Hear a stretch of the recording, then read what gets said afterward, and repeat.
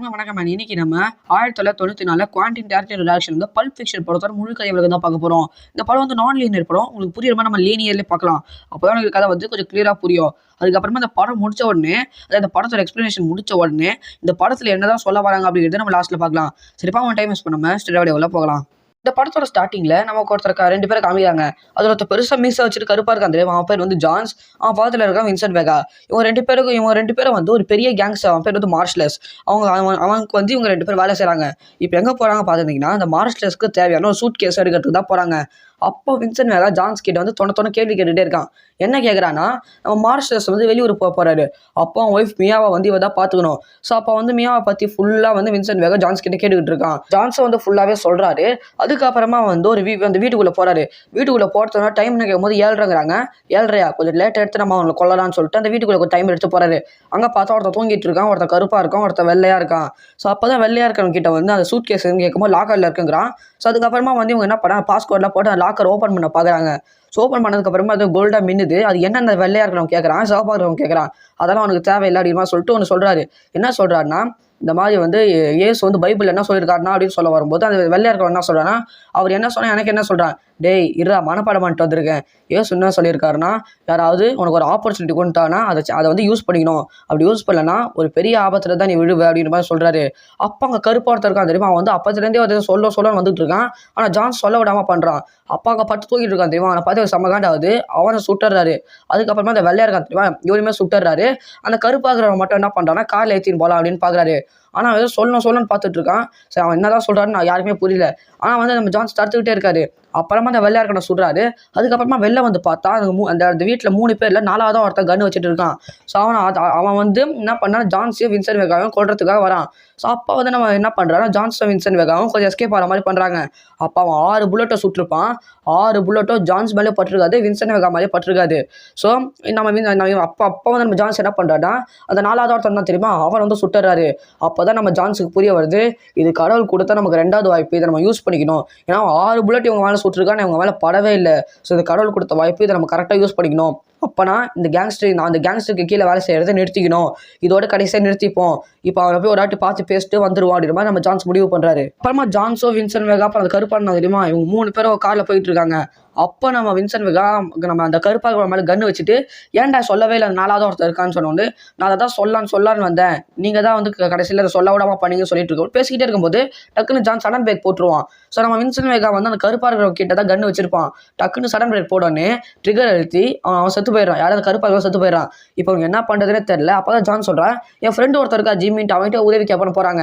சரி ஓகே, அந்த ஜிம்மி யார், அவனை ஃபஸ்ட்டு பார்ப்போம்னு சொல்லிட்டு போகிறாங்க. வேறு யாருமே இல்லை, அந்த ஜிம்மி நம்ம குவாண்டின் டேரக்டர் தான்.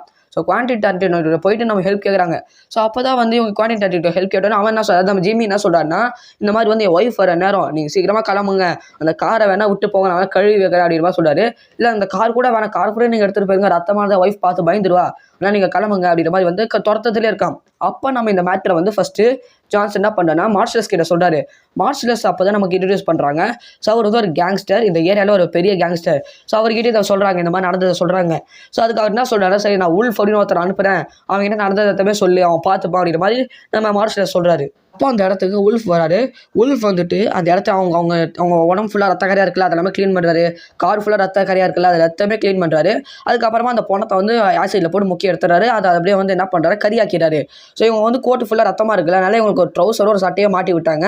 இப்போ இவங்க ட்ரெஸ் எல்லாம் மாற்றிக்கிட்டு அந்த கோட்டெல்லாம் கட்டி வச்சுட்டு ஒரு பனியனோ ஒரு ட்ரௌசரை போட்டு இப்போ எங்கே போகிறாங்கன்னா, சரி ஓகே நம்ம மார்ஷலஸ் பார்க்க போகலாம், அந்த சூட் கேஸ் எடுத்து அதுமாதிரி சாப்பிட்லான்ட்டு ஒரு ரெஸ்டாரண்ட் போகிறாங்க. ஸோ அங்கே போய்ட்டு உட்காந்து சாப்பிட்டுக்கிட்டு இருக்காங்க. அப்போ நம்ம வின்சென்ட் வேகாவுக்கு அர்ஜென்ட்டாக வந்து யூரின் வருது. ஸோ அதனால பாத்ரூம் போகிறாரு.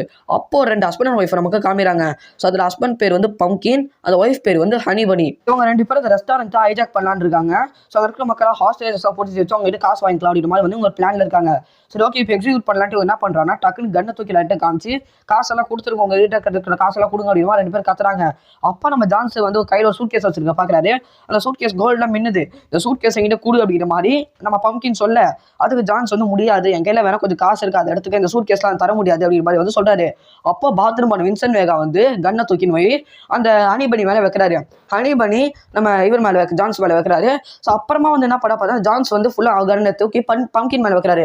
அப்போ என்ன சொல்லுவாருன்னா, என் கையில் கொஞ்சம் காசு இருக்குது, இப்போ நான் உன்னை சுட்டேன்னா மொத்தமாக முடிஞ்சு போயிடும். ஆனால் நான் உன்னை சுடல, இப்போ நான் ஒரு ஆப்பர்ச்சுனிட்டி தரேன். அதாவது வந்து இயேசு வந்து பைபிள் என்ன சொல்லியிருக்காருன்னா, உனக்கு ஒருத்தர் யாரும் ஆப்பர்ச்சுனிட்டி கொடுத்தாங்கன்னா அதை வந்து யூஸ் பண்ணிக்கணும். ஸோ அதை வந்து அந்த அந்த ஆப்பர்ச்சுனிட்டி வேணாம் நீ விட்டேன்னா உனக்கு தான் பெரிய ஆபத்து வரும். என்கிட்ட ஒரு கொஞ்சம் $1500 இருக்குது, அதை வேணால் எடுத்துக்க, இந்த சூட் கேஸ்லாம் தர முடியாது சொன்னோன்னே பம்கினுமே சரி ஓகே வந்ததுக்கு அந்த $1500 மிச்சமே அப்படின்ட்டு என்ன பண்ணுறாருன்னா, ஏன்னா வின்சென்ட் வேகாமே வந்து பம்கின் மேலே கன் வச்சிட்டாரு, நம்ம ஜான்ஸ் வந்து இவர் மேலே கன் வச்சிட்டாரு. ஸோ மாற்றி ஆளுக்கு கன் வச்சதுனால வந்து பம்கினால் ஒன்றும் பண்ண முடியல. அந்த $1500 கொடு அப்படிங்கிற மாதிரி சொல்லிட்டு அந்த $1500 வாங்கிக்கிறாரு. ஸோ அப்போ நம்ம ஜான்ஸும் வின்சென்ட் வேகாவும் மாசா சூட் கேஸ் எடுத்துட்டு அவங்க அங்கேருந்து கிளம்புறாங்க. கரெக்ட் பண்ண நமக்கு ஒரு பார்ல தான் காமிக்கிறாங்க. அவங்க ஒருத்தர் புட்ஜரின்னு ஒருத்தர் உட்காந்துட்டு இருக்காரு. அவர் வந்து ஒரு பாக்ஸர். அவர் வந்து மார்ஷல்ஸ் கிட்ட பேசிட்டு இருக்காரு. என்னன்னா மார்ஷல்ஸ் வந்து இப்போ வந்து மேட்ச் ஃபிக்ஸிங் பண்ண போறாங்க. ஸோ நம்ம புட்ஜ் இருக்கார்ல, நீ வந்து ஃபர்ஸ்ட் ரவுண்ட்லேயே அதாவது 5வது ரவுண்டில் வந்து நீ அவுட் ஆயிடு அப்படின்னு சொல்றாரு. இவர் ஒரு பாக்ஸர். ஸோ என்னோட ஆளுகிட்ட நீ 5வது ரவுண்டில் அவுட் ஆயிடு அப்படின்னு பேசிட்டு இருக்காரு.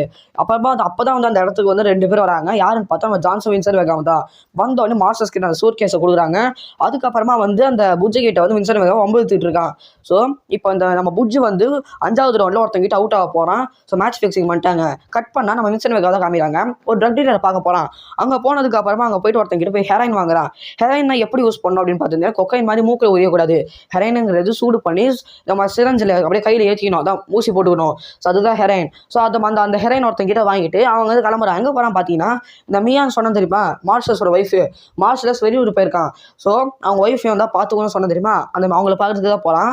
ஸோ அந்த மியாவை பார்க்கறதுக்காக இவன் போகிறான். அங்கே பார்த்தா மியா வந்து கொக்கைன் யூஸ் பண்ணிட்டு இருக்கா. அப்போ தான் உங்களுக்கு தெரிய வருது மியாவை ட்ரக் ஆடிட்டு இருக்கான்ட்டு.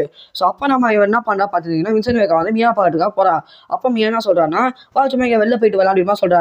வின்சென்ட் வேகா தான் கார் ஓட்டுறான். மியா வந்து உட்காந்துட்டு இருக்கா. இப்போ ஒரு 2 பேர் சும்மா ஒரு கிளப் மாதிரி இருக்குது, அங்கே போகிறாங்க. அங்கே போனதுக்கு அப்புறமா அங்கே இருக்க அவங்க கான்டெஸ்ட் பண்ணி நடத்துறாங்க. என்னன்னா, நான் உங்களுக்கு ஒரு பாட்டு போடும், அந்த பாட்டு போடுறதுக்கு முன்னாடி டான்ஸ் ஆட சொல்கிறாங்க. அப்போ நம்ம மியா என்ன சொல்கிறான்னா, வா நம்ம 2 பேர் டான்ஸ் ஆடலாம் சொல்கிறா.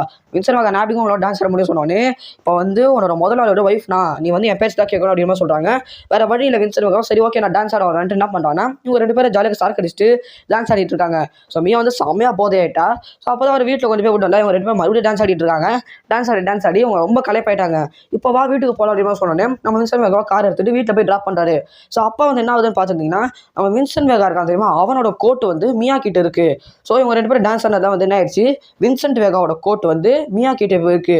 ஸோ இதுக்கப்புறமா என்ன பண்ணா, வீட்டில் வந்து அவன் வீட்டில் இறக்கி விட்டு நான் ஒரு வருஷம் பாத்ரூம் போயிட்டாரு அப்படிமா வின்சென்ட் வேகா போறாரு. அங்கே போய் கர்நாடகில் போய் பேசிக்கிட்டு இருக்காரு. இந்த மாதிரி இது வந்து நம்ம முதலாளோட ஒய்ஃபு, இவங்ககிட்ட நம்ம தப்பாக நடந்துக்க கூடாது அப்படின்னு மாதிரி வந்து பேசிக்கிட்டு இருக்காரு. அப்போது நம்ம மியா இருக்காங்கல்ல, அவங்க வந்து கோர்ட்டில் பார்க்குறாங்க. கோர்ட்டில் பார்த்தா பொடி மாதிரி இருக்குது. ஸோ அவங்க நினச்சிக்கிறாங்க இது கொக்கைன்ட்டு, ஆனால் அது ஹெராயின். அதை போய் மூக்கில் உரிச்சா பெரிய சைட் எஃபெக்ட் வரும். ஸோ அதனால் வந்து அவங்க என்ன பண்ணுறாங்க, கொக்கைன் நினச்சி மூக்கில் உரிட அவங்களுக்கு அப்படியே மூக்கிலேருந்து ரத்தம், அதாவது மூக்கிலேருந்து ரத்தம் வருது, வாயிலேருந்து நுர வருது. இதை பார்த்தோன்னே உங்களுக்கு ஒன்றுமே புரியல, யாருக்கு நம்ம வின்சென்ட் வேகா ஒன்றுமே புரியல. இப்போ அந்த ட்ரக் ஒருத்தங்கிட்ட வாங்கினா தெரியுமா, அந்த ஹெராயின் வாங்கினவங்க கிட்டே போகிறாரு. ஸோ அங்கே போனதுக்கப்புறமா என்ன பண்ணான்னா, அவனுக்கு ஃபோன் பண்ணி அங்கே போறாரு. அங்கே போனதுக்கு அப்புறமா வந்து ஒய்ஃப் வந்து என்ன ஆச்சுன்னு கேட்கும்போது இந்த மாதிரி நடந்த எல்லாமே சொன்னோன்னே அவங்க ஒய்ஃப் திட்டுறாங்க. கண்ட நேரத்துல எல்லாம் ஆளுங்க வராங்க அப்படின்ட்டு அந்த ட்ரக் வித்தான் தெரியுமா, அவங்ககிட்ட போயிட்டு திட்டிட்டு இருக்காங்க. அப்புறமா அவன் என்ன பண்றான், ஒரு ஊசி போடுறான். யாருக்கு மியாவுக்கு ஒரு ஊசி போட்டோன்னே மியா வந்து அப்படியே ஏந்துக்கிறாங்க. இப்போ அவங்களுக்கு ஒரு பிரச்சனையுமே இல்லை. ஸோ அவங்களை காலையில் வந்து வீட்டுக்கு கூட்டிட்டு போயிட்டு விட்டாங்க. இப்படி கட் பண்ணிங்கன்னா நமக்கு நம்ம புஜ்ஜை தான் காமிக்கிறாங்க. ஸோ அவன் ரொம்ப குழந்தையா இருக்கான். அப்போ ஒருத்தர் வந்து புஜ்ஜி கிட்ட வந்து ஒரு வாட்ச் மாதிரி தராரு, கோல்டு வாட்ச். அதை கொடுத்து என்ன சொல்றான்னா, இந்த கோல்டு வாட்ச் ஃபர்ஸ்ட் தாத்தா கிட்ட இருந்தது, அப்புறம் அவங்க அப்பா கிட்ட இருந்தது, இப்போ இது உங்ககிட்ட இருக்கு, இதை ரொம்ப பத்திரமா பார்த்துக்கடா அப்படிங்கிற மாதிரி புஜ்ஜி கிட்ட கொடுக்குறாரு. அப்பதான் தெரிய வருது இதெல்லாமே புஜ்ஜி யோசிச்சு பார்த்துருக்கான்ட்டு. இப்போ அவர் எங்க இருக்கான்னு பார்த்துருந்தீங்கன்னா, அந்த ஒருத்தவங்க கூட சண்டை போடுறதுக்கு 5வது ரவுண்ட் அவுட் ஆக சொன்னா தெரியுமா, அங்கதான் இருக்காரு. ஸோ இப்போ வந்து இவன் அதாவது அந்த மார்ஷல்ஸ் வந்து இப்போ ஊர்ல இல்லை. ஸோ இப்போ இவன் வந்து அதை யோசிச்சு பார்த்து அந்த டென்ஷன் என்ன பண்றான்னா, அந்த ஒருத்தன் கூட பாக்ஸிங் பண்ண வந்தா தெரியுமா, அவனை ஒரே ரவுண்ட்ல சாவடிச்சிடாரு. ஃபர்ஸ்ட் ரவுண்ட்ல அவனை சாவடிச்சிடாரு. இதை கேட்டோன்னே மார்ஷல் சமகாண்டா வராரு. சமகாண்டா என்ன பண்றாரு பார்த்துருந்தீங்கன்னா, இவனை கொல்றதுக்காக வராரு. ஏன்னா மேட்ச் ஃபிக்ஸிங் பண்ணியிருக்காங்க. ஆனால் இவன் அதை மீறினால காசு வாங்கிட்டால. ஸோ அதனால வந்து இவர் என்ன பண்ணாரு, தலைமறைவாக இருக்கிறதுக்காக கேர்ள் ஃப்ரெண்ட் வீட்டில் இருக்காரு. அதுக்கப்புறமா கேர்ள் ஃப்ரெண்ட் கூட இருந்தோடனே என்ன பண்ணுறாருன்னா, என்னோட கோல்டு வாட்ச் இருக்குல்ல, அது வந்து மிஸ் ஆயிடுச்சு, நான் போய் என் வீட்டில் போய் எடுத்துன்னு வந்துடுறேன் அப்படின்ற மாதிரி சொல்லிட்டு இவர் என்ன பண்ணா அவரோட வீட்டுக்கு போறாரு. அங்கே போனதுக்கு அப்புறமா எனக்கு லேட்டாக பசிக்கிற மாதிரி இருக்கு. சரி பிரெட் சாப்பிடலாம், பிரெட் இருக்கிறாரு. அப்போ அங்கே ஒரு கன் இருக்கு, அதை பார்க்குறாரு. அப்போல்லாம் வீட்டுக்குள்ளே எவனோ இருக்கான்ட்டு நம்ம புஜ்ஜி உஷாராகி அங்கே அவர் ஒரு கன் எடுக்கிறாரு. அப்போதான் வின்சென்ட் வேகா பாத்ரூம் வந்து வெளில வரான். ஸோ நம்ம மார்ஷல்ஸ் தான் வந்து வின்சென்ட் வேகா கொள்றதுக்கு ஆரம்பிச்சிருக்கான். ஏமா நினச்சிக்கிட்டு அவர் என்ன பண்ணுறாருன்னா, டக்குன்னு வின்சென்ட் வேகா கொண்டுறாரு. ஸோ வின்சென்ட் வேகாக்கா புஜ்ஜுக்கும் வந்து ஆல்ரெடி அந்த பார்ல வந்து லைட்டாக ஒரு ஈகோ கிளாஸ் மாதிரி நடந்தது. இன்னொன்று நம்ம புஜ்ஜு வந்து என்ன நினச்சிங்கன்னா, இந்த வின்சென்ட் வேகா மார்ஷல்ஸ் அமைச்சு தான் வந்திருக்கான் நம்மளை கொள்றதுக்காக அப்படின்னு நினச்சிக்கிட்டு அவன் வந்து வின்சென்ட் வேகா கொண்டுறான். அதுக்கப்புறமா அவர் வந்து அங்கேருந்து தலைமறைவாகிறதுக்காக காரில் போய்கிட்டு இருக்காரு. அப்போ ஒருத்தரை ஏற்றிடுறாரு. யாருன்னு பார்த்தா மார்ஷலஸ் தான். மார்ஷலஸை பார்த்தோன்னே அவனுக்கு செம பயம். இவனும் மார்ஷலஸும் என்ன பண்ணுறாங்கன்னா ரோட்டில் சண்டை போட்டுக்கிட்டே போகிறாங்க. அப்போ ஒரு கடையில் போய் அடிச்சிக்க அந்த கடையோட ஓனர் வந்து என்னடா நீங்கள் மட்டும் அடிச்சிட்டு இருக்கீங்க, நானும் அடிக்கிறேன்னு சொல்லிட்டு இவங்க 2 பேரும் போட்டு சம்மடி அடிக்கிறான். அதுக்கப்புறமா அந்த கடைக்காரன் என்ன பண்ணானே ஒரு 2 பேரும் கட்டி போட்டு வச்சிடறான். கட்டி போட்டு ஒருத்தனுக்கு ஃபோன் பண்ணுறான். மச்சா 2 பேர் வந்திருக்கானுங்கடா வாடா அப்படின்னு சொல்கிறவனு அவன் என்ன பண்ணுறான், அவனுமே வரான். அப்போ தான் தெரிய வருது அந்த கடைக்கார ஓனரும் அவனோட ஃப்ரெண்டு ஒருத்தர் ஃபோன் பண்ண தெரியுமா, இவங்க 2 பேரும் கேன்ட்டு அவனுக்கு 2 பேரும் மாஸ்டர்ஸை செலக்ட் பண்ணுறாங்க. மாஸ்டர்ஸோட ரிலேஷன்ஷிப்பில் இருக்க போகிறாங்க. ஸோ அதுக்கு வந்து அதை பண்ணலான்னு வரும்போது டக்குன்னு வந்து நம்ம புஜ் என்ன பண்ணுறாரு, நம்ம மாஸ்டர்ஸை காப்பாற்றி அவனுன்ட்டு அங்கே இருக்கிற கத்தியை வச்சு அவங்க 2 பேரும் கொண்டுறான். அப்போ மாஸ்டர் சொல்கிறான், நான் இப்போ உனக்கு ஒரு ஆப்பர்ச்சுனிட்டி தரேன், அதை யூஸ் பண்ணிக்க. இப்போ இந்த ஏரியா விட்டு போயிட்டு நான் உனக்கு கண்ணிலே பார்க்கக்கூடாது அப்படின்ற மாதிரி மாஸ்டர் சொன்னோன்னே புஜ்ஜுமே சரி ஓகே அப்படின்னு என்ன பண்ணுறான்னா அந்த ஏரியா விட்டு போகிறதுக்காக என்ன பண்ணுறான்னா அவரோட கேர்ள் ஃப்ரெண்ட் இருக்காங்க தெரியுமா, அவங்கள கூட்டிட்டு அந்த ஏரியா விட்டு போகலாம் அப்படிங்கிற மாதிரி பிளான் பண்ணிட்டாரு. இதோட இந்த படம் ஒரு முடிவுக்கு வருது. டரண்டினோ இந்த படத்தில் என்னதான் சொல்ல வராது பார்த்தோம்னா ஒன்றும் இல்லைங்க, கருமாய சமூகறாங்க. அதே மாதிரி ஜான்ஸோட வசனம் சொல்லுவார்ல, உங்களுக்கு கடவுள் ஒரு ஆப்பர்ச்சுனிட்டி தருவார், அதை யூஸ் பண்ணணும், யூஸ் பண்ணலன்னா நம்ம ஒரு ஆபத்தில் மாட்டிப்போன்ட்டு அதை பேஸ் பண்ணி தான் கதையே போகும். ஜான்ஸுக்கு கடவுள் ஒரு ஆப்பர்ச்சுனிட்டி தருவார். ஏன்னா அந்த அந்த ஒருத்தன் 4வது ஒருத்தன் தான் தெரியுமா, அவன் வந்து ஜான்ஸை வந்து 6 புல்லட்டாவது சுடுவார். ஆனால் ஜான்ஸுக்கு ஒன்றும் ஆகாது. அப்போ ஜான்ஸ் புரிஞ்சுப்பாரு நம்ம இந்த கேங்ஸ்டர் தொழிலை விட்டுறணும், ஸோ இதை நம்ம கடவுள் கொடுத்துக்கிற ஆப்பர்ச்சுனிட்டி அப்படியே யூஸ் பண்ணிப்பாரு. ஸோ அதனால வந்து ஜான்ஸை வந்து ஒன்றும் பண்ணியிருக்க மாட்டார் கடவுள். ஸோ அப்போ தான் வந்து ஜான்ஸ் யூஸ் பண்ணனால வந்து ஜான்ஸை விட்டுருவாங்க. அதே மாதிரி இந்த வின்சென்ட் வேகா இருக்கான் தெரியுமா, அவன் அதை சரியாக யூஸ் பண்ணியிருக்க மாட்டான். ஸோ அதனால புஜ்ஜு கையிலே அடிப்பட்டு செத்துருவான். ஏன்னா புஜ்ஜை கொள்றதுக்காக தான் அவன் போயிருக்கான். ஏன்னா இவனுக்கும் புஜ்ஜுக்கும் ஆல்ரெடி ஈகோ கிளாஸ் இருக்கு. அதனால புஜ்ஜு கையில அடிப்பட்டு செத்துருவான். அதே மாதிரி தான் இந்த பம்கின் கரெக்டாக யூஸ் பண்ணி அந்த $1500 வந்து கரெக்டாக வாங்கினதுனால அவனை வந்து கடவுளை வந்து ஒன்றும் பண்ணியிருக்க மாட்டாரு. அதே மாதிரி தான் இந்த மார்ஷலஸுமே ஒரு பெரிய கேங்ஸ்டர் அந்த ஏரியாவிலேயே. ஸோ அப்போ தான் வந்து இவன் அதாவது அந்த புஜ்ஜை வந்து காப்பாற்ற விட்டுருவான். சரி நீங்கள் வந்து கிளம்பு அப்படின்னு விட்டதுனால அவனுமே கடவுள் ஒன்றும் பண்ணியிருக்க மாட்டாரு. இதுதான் இந்த பல்ப் ஃபிக்ஷன் படத்தோட முழு கதையும். இதோட நம்ம இந்த வீடியோவை முடிச்சுக்கலாம். ஸோ அடுத்த நம்ம பிரேக்கிங் பேட் சீசன் 4 தான் பார்க்க போகிறோம். அதை நம்ம கூடிய சீக்கிரத்தில் பார்க்கலாம்.